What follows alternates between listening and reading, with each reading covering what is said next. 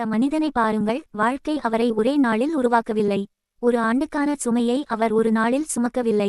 தினமும் சிறு சிறு வலிகள், அமைதியான போராட்டங்கள், யாருக்கும் தெரியாமல் நடந்த கஷ்டங்கள் தான் இன்று அவரை நிறுத்தி வைத்திருக்கிறது. சைக்கிள் போல வாழ்க்கையும் சில நேரம் தள்ளித்தான் போக வேண்டும். வியர்வை சிந்திய காலங்கள் வார்த்தைகளாக மாறாது.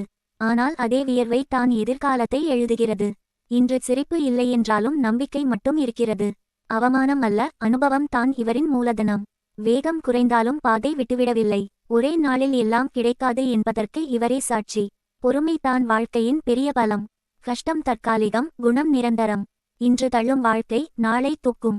நினைவில் வை, உன் பயணம் மெதுவாக இருந்தாலும் அது வீணாக இல்லை.